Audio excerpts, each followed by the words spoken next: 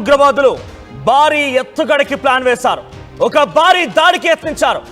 అయితే ఈ నేపథ్యంలోనే పెద్ద ఎత్తున ఇప్పుడు ఈ వార్తలు సంచలనంగా మారాయి. ఒక్కసారిగా అసలు ఏం జరుగుతుందో అర్థం కాని పరిస్థితి. కడప జిల్లా రాయచోటిలో ప్రస్తుతం ఆ అల్ ఖైదా తీవ్రవాదులని అదుపులోకి తీసుకున్నారు కడప పోలీసులు. యాంటీ టెర్రరిస్ట్ స్క్వాడ్ టీమ్స్ ప్రస్తుతం ఇద్దరిని అదుపులో తీసుకున్నారు. ఎస్, ఇక్కడ మీరు చూస్తున్నారు కదా, ఇది ఎప్పుడో దృశ్యాలు, వాళ్ళ చాలా కాల క్రితం ఫోటోలు ఇవన్నీ కూడా. సో ఈ ఇద్దరు ఉగ్రవాదులను కూడా అదుపులో తీసుకున్నారు రాయచోటిలో. ప్రస్తుతానికి వీరికి సంబంధించిన విషయాలని చాలా క్లియర్గా పోలీసులు విచారిస్తూ ఉండగా సంచలన నిజాలు బయటపడుతున్నాయి. రాయచోటికి మక్కం మార్చిన తర్వాత ఉగ్ర కుట్రలకు తెరలేపారట. స్థానిక యువతులతో టెర్రరిస్టులు అబూబకర్, మన్సూర్ అలీలు వివాహం చేసుకున్నారట. పక్కా ప్లాన్తో, పక్కా సమాచారంతో తమిళనాడు పోలీసులు అరెస్ట్ చేశారు. టెర్రరిస్టుల ఇళ్లని కూడా పోలీసులు తనిఖీలు చేస్తున్నారు. భారీగా వారి ఇంట్లో నుంచి పేలుడు పదార్థాలని, కీలకమైన డాక్యుమెంట్స్ని ఎక్కడ స్కెచ్ వేయాలి, ఎలా దాడి చేయాలి, ఎలా ఏం చేయాలని దానిపైన కూడా పక్కాగా మ్యాప్లను కూడా వాళ్ళు సిద్ధం చేసినట్టుగా పోలీసులు తెలుపుతున్నారు. సో ఏటీఎస్ అధికారుల అదుపులో ప్రస్తుతానికి వీరిద్దరు పెళ్లి చేసుకున్న మన్సూర్ అలీ, ఆ తర్వాత అబూబకర్ ఇద్దరు కూడా వివాహం చేసుకున్న ఆ ఇద్దరు మహిళలను కూడా పోలీసు అదుపులోకి తీసుకున్నారు. ఇంటి ఓనర్ మన్సూర్ అలీ మామను కూడా పోలీసులు విచారిస్తున్నారు. ఎవరెవరికి శిక్షణ ఇచ్చారో గుర్తించే పనిలో ఉన్నారు ఏటీఎస్ అధికారులు. ఎందుకంటే 200 మంది వీరి దగ్గర శిక్షణ పొందారట. అంటే భారతదేశం పైన, భారతీయుల పైన, తెలుగు రాష్ట్రాల పైన కుట్రలు చేసి, పన్నాగాలు పన్ని, దాడి చేసి, మారణ హోమాన్ని సృష్టించే విధంగా 200 మంది వీరి దగ్గర శిక్షణ తీసుకున్నారట. అల్ ఖైదా తీవ్రవాదులైనటువంటి మన్సూర్ అలీ, అబూబకర్ దగ్గర 200 మంది యువకులు శిక్షణ తీసుకున్నారట. మరి వారందరినీ పట్టే పనిలో ఉండాలి కదా డెఫినెట్గా, లేకపోతే ఇక్కడ ఒక మారణ హోమం సృష్టించే అవకాశం ఉన్నట్టుగా తెలుస్తోంది. పెద్ద ఎత్తున పేలుడు పదార్థాలు. ఇక్కడ వాళ్ళు ఎక్కడికి వెళ్ళినా అక్కడ ఆధార్ కార్డు మార్చుకుంటూ ఉండేవారట.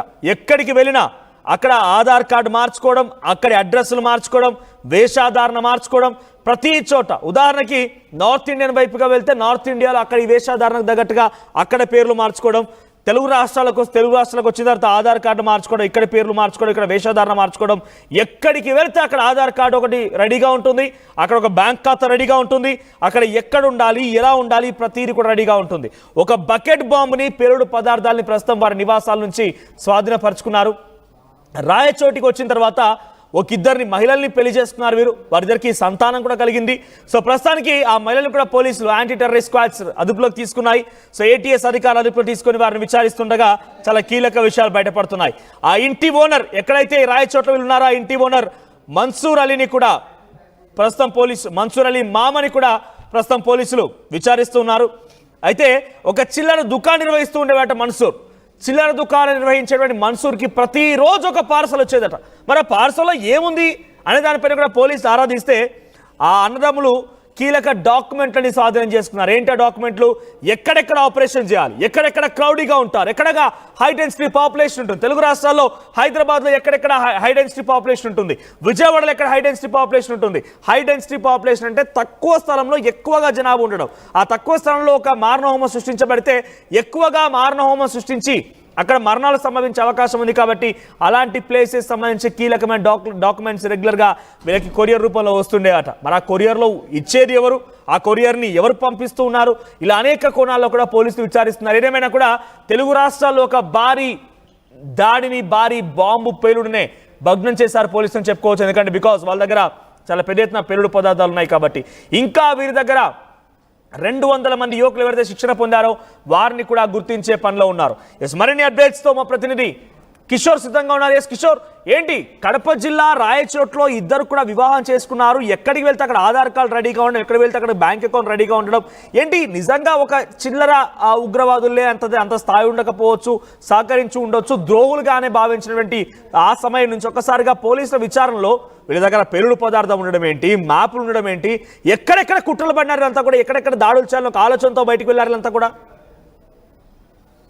మనోజ్, ఏదైతే నిన్న రాయచోటిలో అల్ ఖైదా తీవ్రవాదులతో ఒక రకంగా సన్నిహిత సంబంధాలు ఉన్నటువంటి ఇద్దరు ఉగ్రవాదులను అదుపులోకి తీసుకున్న తర్వాత అటు రాయచోటి పోలీసులు అప్రమత్తం కావడం జరిగింది. ఆ నేపథ్యంలోనే అటు రాయచోటి ప్రాంతంలో వారు నివాసం ఉన్నటువంటి ప్రాంతంలో కూడా క్షుణ్ణంగా తనిఖీలు నిర్వహిస్తున్నారు. ఈ నేపథ్యంలో కీలకమైనటువంటి అంటే కొంత సంచలనమైనటువంటి విషయాలు కూడా వెలుగులోకి వచ్చినట్టు సమాచారం. ఈ నేపథ్యంలోనే అక్కడ 3 ఆటోలకు సంబంధించినటువంటి భారీ పేలుడు పదార్థాలను కూడా స్వాధీనం చేసుకున్నారంటే ఏ స్థాయిలో వాళ్ళు తెలుగు రాష్ట్రాల్లో ఉగ్ర దాడికి వ్యూహం పన్నారు అన్నటువంటి అనుమానాలు కూడా బలాన్ని రేకెత్తిస్తున్నట్టు. మరోవైపు అటు బకెట్ బాంబును కూడా స్వాధీనం చేసుకున్నట్లు సమాచారం తెలుస్తుంది. అయితే వీరిద్దరు ఎవరైతే అబూబకర్ సిద్దిక్ అదేవిధంగా మన్సూర్ అలీ ఖాన్లు గత 15 ఏళ్ల క్రితం ఇక్కడ రాయచోటికి మకాం మార్చారు. మకాం మార్చిన అనంతరం కూడా ఇక్కడ ఉన్నటువంటి స్థానికంగా ఒక పేద కుటుంబానికి చెందిన 2 యువతులను కూడా వీరు వివాహం చేసుకోవడం జరిగింది. అయితే కొత్తపల్లికి చెందినటువంటి ఒక ప్రాంతంలో ఒకరు వివాహం చేసుకుంటే అదే విధంగా గాలివీడి ప్రాంతంలో సంబంధించినటువంటి అరవీడు ప్రాంతంలో కూడా వీళ్ళిద్దరూ వివాహం చేసుకున్నట్టు తెలుస్తుంది. వీరు రహస్యంగా దాదాపు 200 మంది యువకులకు కూడా శిక్షణ ఇచ్చారు. ఈ నేపథ్యంలో 30 మంది కూడా ఇప్పటికే శిక్షణ పూర్తి చేసుకున్నట్టు తెలుస్తుంది. ఆ పూర్తి చేసుకున్నటువంటి వారి ద్వారా ఉగ్ర దాడికి సిద్ధమైనట్టు తెలుస్తుంది. తెలుగు రాష్ట్రాల్లో ఒక రకంగా ఉగ్ర దాడికి తెరలేపారు. అయితే ఎక్కడి నుంచి ఉగ్ర దాడికి కుట్ర పన్నారనేటువంటి విషయం పైన కూడా అటు ప్రతి నిత్యం కూడా రోజు కూడా తనకు కొరియర్లో వచ్చేటివి ఏదైతే చిల్లర దుకాణం వ్యాపారం చేసేటువంటి అంటే ఒక రకంగా కురుకురేలు అదేవిధంగా బీడీలు సిగరెట్లు అమ్ముకునేటువంటి వ్యక్తికి రోజు కొరియర్ వస్తుందంటే ఏ స్థాయిలో ఉగ్రవాదులతో సన్నిహిత సంబంధం అంటే ఆల్ ఖైదా తీవ్రవాదులతో సన్నిహిత సంబంధాలు ఉన్నాయో అర్థం చేసుకోవచ్చు. ఆ క్రమంలోనే ఒక్కసారిగా అటు రాయచోటి పోలీసులు కూడా అటు పూర్తిగా అప్రమత్తం కావడం జరిగింది. ఇప్పటికే జిల్లా ఎస్పీ కూడా పలు ఆదేశాలు జారీ చేశారు. ఏదైతే ఇంట్లో క్షుణ్ణంగా తనిఖీలు చేస్తున్నటువంటి నేపథ్యంలో కొన్ని కీలకమైనటువంటి డాక్యుమెంట్ కూడా స్వాధీనం చేసుకోవడం జరిగింది. అదే